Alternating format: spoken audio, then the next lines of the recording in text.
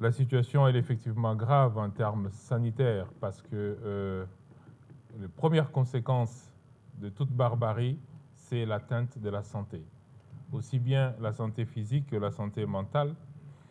Et en l'occurrence, dans notre pays où le système de santé est déjà confronté à beaucoup d'autres urgences, eh ben, cette crise vient aggraver ces urgences.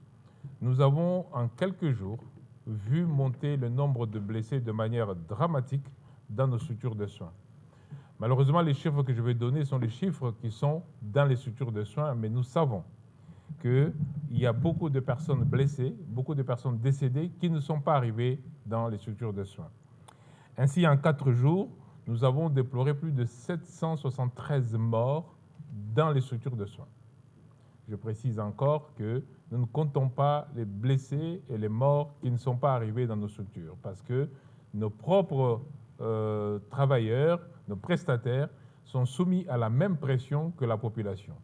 Mais Dieu merci, ils sont au travail, ils essayent d'être au travail, même si eux-mêmes aussi sont ciblés. Par contre, par rapport au nombre de blessés, toujours dans les 4 jours, nous sommes arrivés à 2880 blessés dans les structures de soins.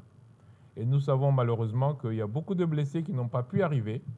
Il y a beaucoup de blessés qui sont restés dans leur maison parce que les conditions ne permettent pas qu'ils puissent arriver. Donc, plus de 773 morts en 4 jours, plus de 2880 blessés recensés dans nos structures de soins. Les capacités de nos morgues sont dépassées. Malheureusement, peut-être qu'on le verra dans les illustrations, dans les photos, malheureusement, on est obligé d'entasser parce que les capacités de tiroirs des morgues sont largement dépassées. Mais nous savons aussi que, par les informations que nous avons, parce que nous avons la Croix-Rouge aussi qui nous informe, il y a beaucoup de corps en putréfaction en pleine ville.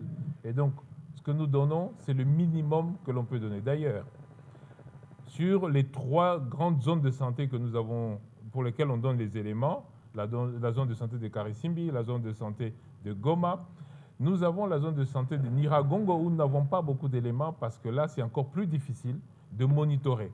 Et donc, le chiffre que je donne, je répète encore, c'est un minimum que nous avons dans nos structures de soins.